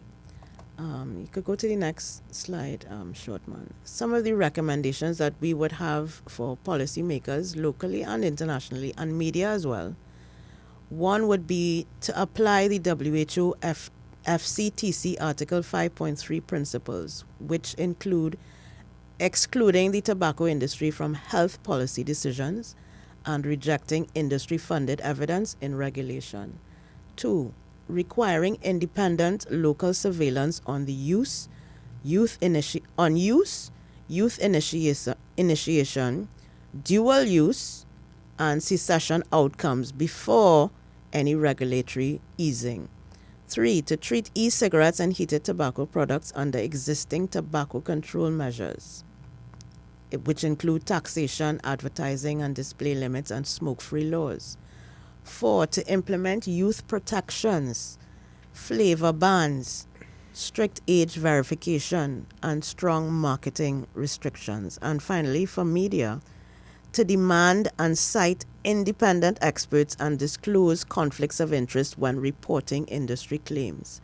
Provide balanced context on population-level evidence. And this is just based on a series of articles that went back to back from Monday to Friday in a particular publication that was exposing the coordinated push from these big tobacco companies to normalize smoke-free alternatives, and this is a subtle inference that this is the way to go, this is the future, and I want people to be very alert to these very subtle but very overt. I mean, they are not using the term vape at all.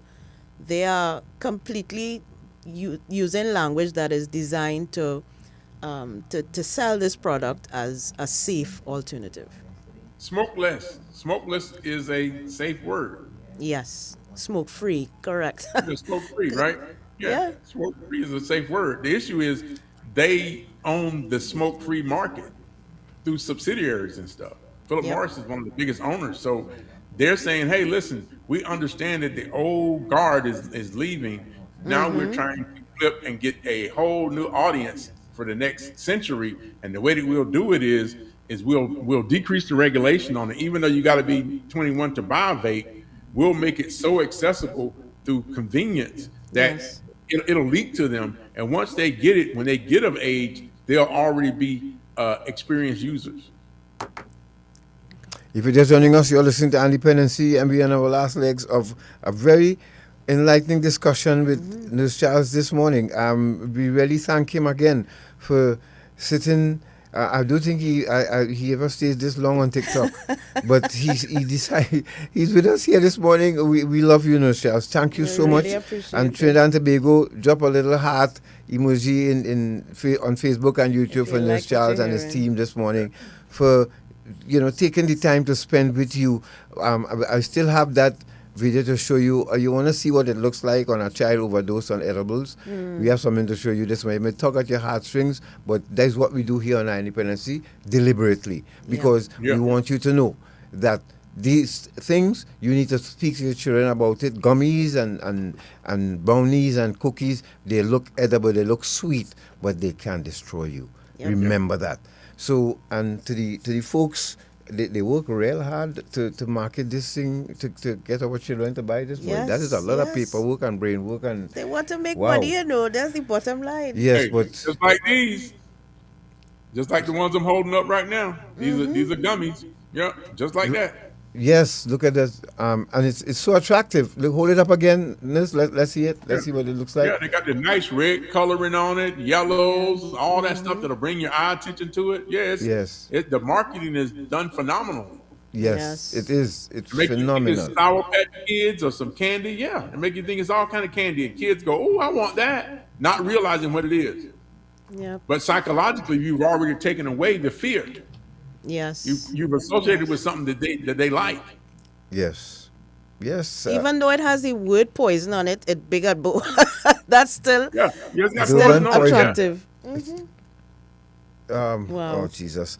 And is it again indicative of what we've been hearing? The young men actually, there are men actually beating their parents. Young men actually fighting their parents with their going toe to toe with their fathers, beating, cursing yeah. their mothers.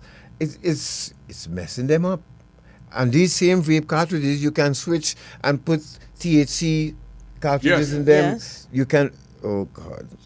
Folks, we're not making this up, And I just hope corporate Trinidad and Tobago could want to have a conversation. We would love to balance the scale for you, but we have to find somebody to talk to. That's the thing. In Trinidad and Tobago, there's nobody to dialogue with. You will send email. You may hardly even get a response.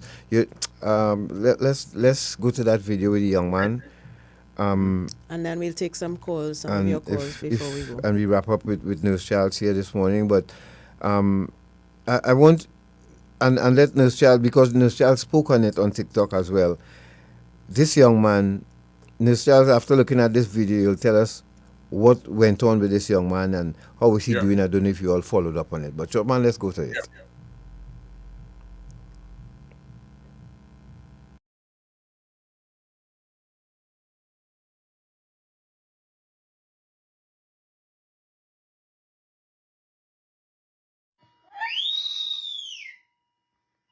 I want you to hear it. Turn up the volume if you could, short man. This is what full-blown THC was it. psychosis looked like in a 9-year-old.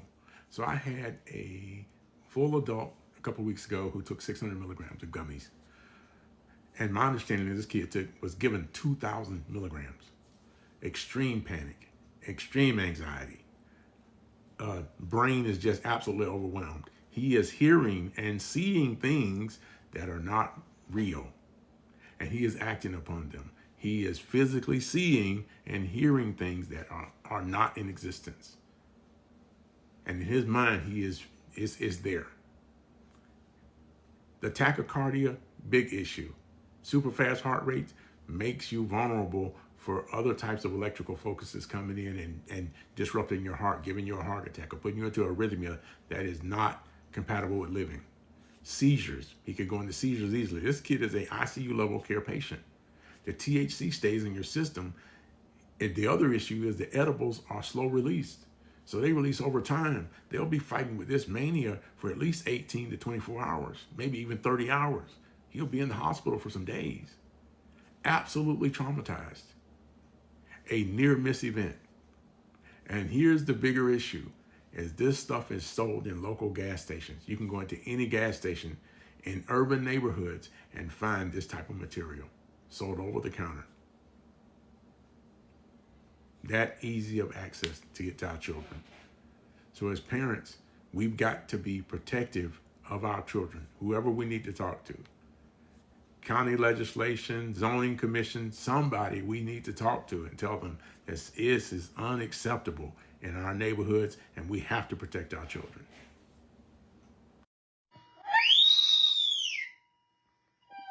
Junior, do you want to lay back? This is for full-blown THC. Junior, do you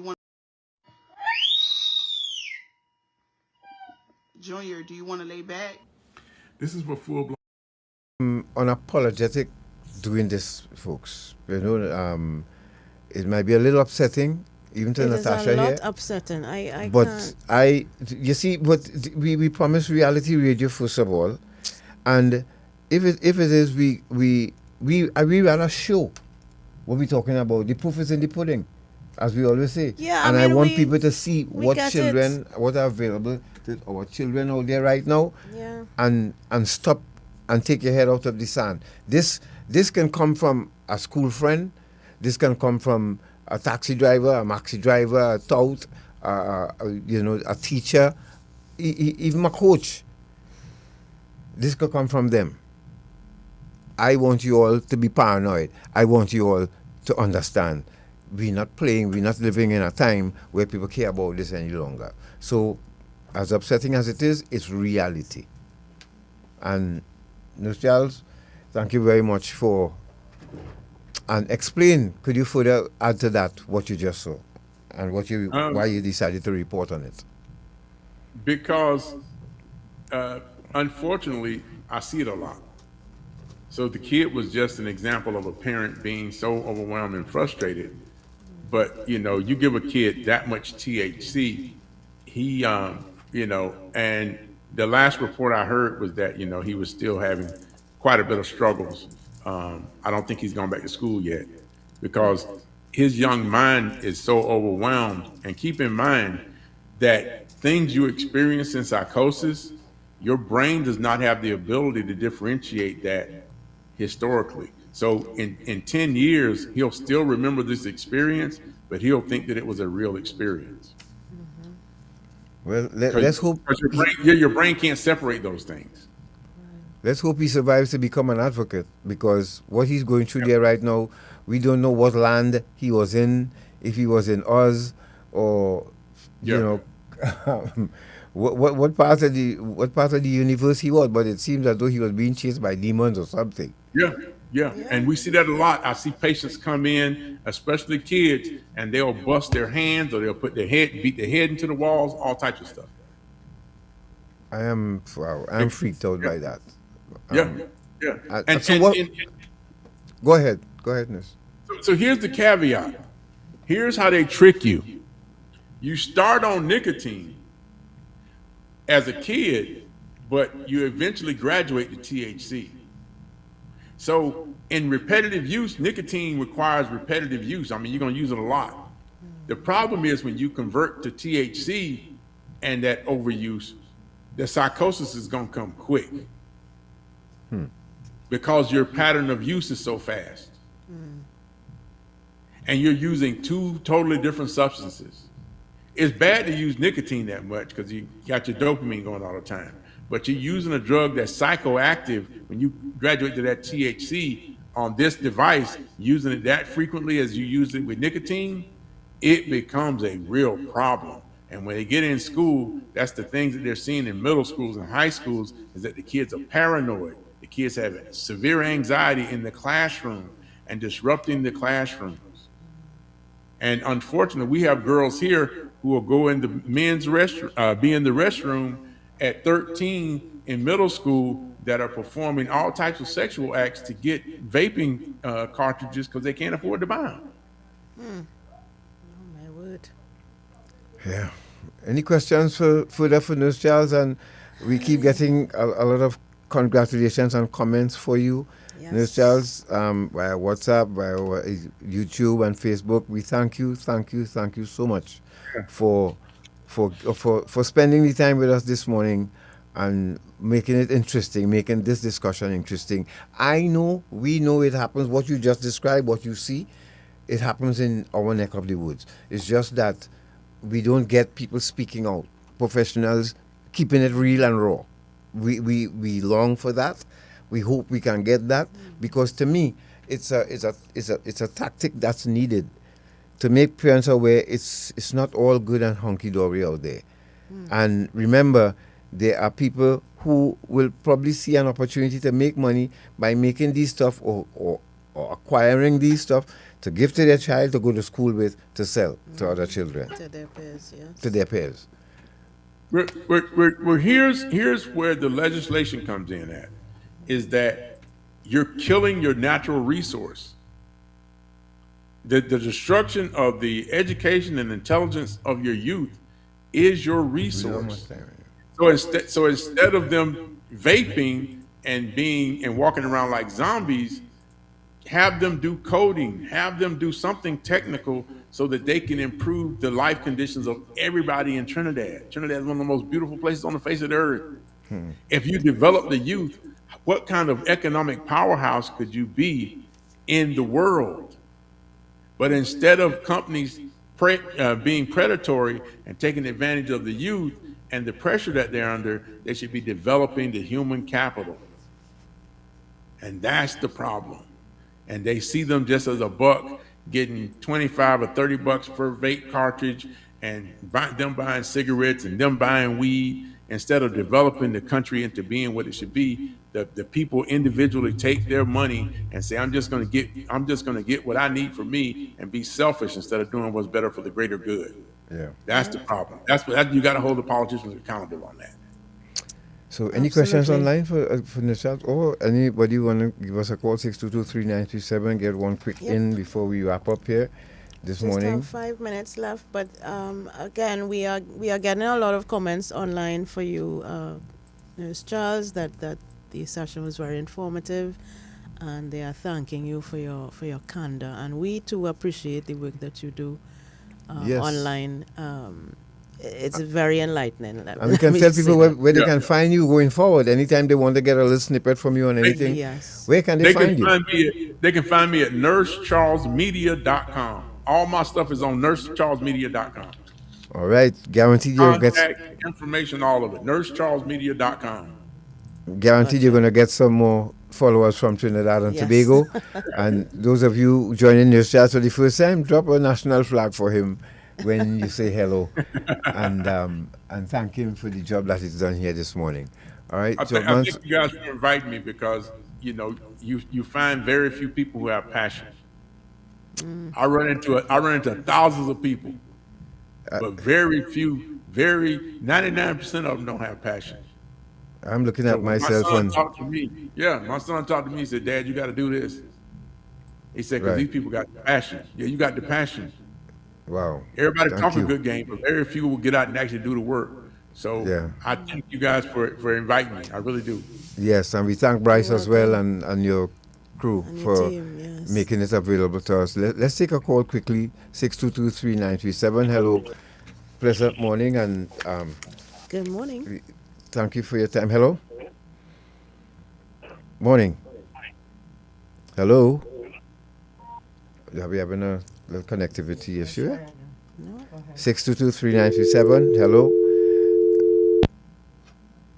622. Hello. Good morning. Good morning. Hello. Yes. Good morning. Go ahead quickly. Hi. Good morning, teacher and everyone there. I want to thank you all so much this morning, and even who you're speaking to there, the nurse. Nurse Charles. Right? Yes. Nurse Charles. Good morning to you. I want to thank you. To be honest. You sort of, enlighten us and kind of educate a lot of young people, especially with this energy drink. You wouldn't believe every day I always call somebody when I see them drinking it. Always, because it's not good. And I don't know if you realize, and recently I noticed a lot of young people passed away with heart. I know that what you just said there, it get me some sense in my brain, so it has to be this thing. You understand? Because they ain't drinking it, so especially if I had to buy the little punching to go down with it. You understand me? So the damage in itself. So I want to thank you. Very good program, right? Thank you, sis. Thank you very much. 622-3937. Hello. 622-3937. Hello. Good morning. Hi, good morning. Morning, Kathy. Morning. Scott and Natasha. Yes, ma'am. There's so much great information. I just have to get onto that website or something like that to listen it all over again. Nice. I mean, you all are invaluable, you know. And I'm going to like and share and whatever. But your heart and whatever, I just looking it up. Thank you very much. And all the best. Thank you. Take one more. 622-3937. And before, well, no, Charles, you know what? Let's take your closing remarks before you run out of time. So, any closing remarks for us and those of you who listen this morning, for those who listen? I just know Trinidad's very fortunate to have advocates like you guys looking out for them diligently. That's the first step. Now the next step is putting things in place to build your ecosystem there to improve the lives of the children. That's the biggest thing. And letting the officials see it. I'd come down there and talk to them directly if they want me to. But the issue is they've got to make this correction, because in 10, 15 years, it's going to be a lot different if they don't address it now. Thank you very much. And I said that 10, 15 years ago. We said that. Yes. And here we are today. So, Ms. Charles, God bless you, my friend. Bryce, your son, and the entire crew. Bless you all. Take care. And take care. Try and get down here for Carnival. Let's talk about coming down here for Carnival. And you and Bryce and the whole crew. Let's talk about that going forward, all right? All right, Carnival, you guys take care. 2027. Yes. Yes, see you in 2027. Take care. Thank you. Have a great one. Respect. Bye-bye. All right. And before I go, Natasha, I want to say to the servicemen of Trinidad and Tobago again, different arms of the protective service continue to get a beating. Yes. Do you know, let me leave you with this thought. Members of the protective service, you know, they are past servicemen who, if you just say jump, they're back in uniform and back in camp tomorrow morning, right? Do you know that making a deal, it's almost like being a member of the protective service is almost like making a deal with the devil? You know that? But in this case here, is making a deal with a higher power. That's what most of you all don't get yet, you know. When you put your hands up and you put your hand on that religious instrument, or you affirm, or what, you make a deal with a higher power, you know. This is why they don't ask you to do that to the Chief of Defense Staff or the Commissioner of Police, because they can't keep their eyes on you. But your responsibilities are so large that they have to depend on a higher power for you to affirm or swear to. Think about that. The next time you're going to take a bribe, the next time you're going to steal a weapon or ammunition, think about that. Because most of you walk into that trap and don't understand. But when the chickens come home to roost, then you have men locked up in a cell right now and don't know their fate and their future. And some people 6 feet under. And some 6 feet under, but I'm talking the servicemen now. I can't tell you all, and I wish I had the opportunity to stand before you and let you know this journey. Listen, it's not going to be easy. You're going to lose everything. You're going to lose your family. Why? Because you made a deal with a higher power, and you're breaking that deal, a lot of you. You're going back on your word. That's unforgiving. Believe me. Thank you very much, Natasha. Thank you very much, Shortman. Tamika, for your patience. Yes. And for those of you who joined us and enjoyed what you heard, remember, if you joined late, you can go back to the beginning and get it from the top with Nurse Charles this morning. Join us again for another Sunday. And remember, please liking and subscribing to the channel, folks. We need you. We need you now more than ever to keep our independency going. Please. And remember, we have our account information. Those of you who want to contribute to keeping us on the air, please look for our Independency Facebook page and get the account number and use it. And donate to Independency, please. We beg of you. Thank you very much. Once again, take care. Good afternoon. Oh, also, let Donald, happy birthday. God, the sweetest bugler in the regiment. Retired now, but Donald, happy birthday to you, my friend. Happy birthday. Enjoy this tomorrow, please, God. All right, we go now. Good afternoon. Good afternoon.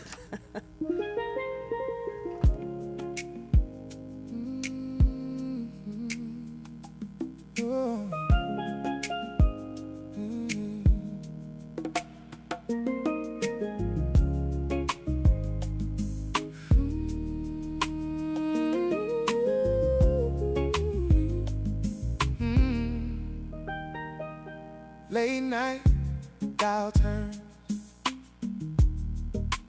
Same two voices I return. Garth and Natasha on the line. 24 years, same lifeline. Stories in the dark, scars and second stars. From the valley to the view, they make room for you. Eye on dependency, reality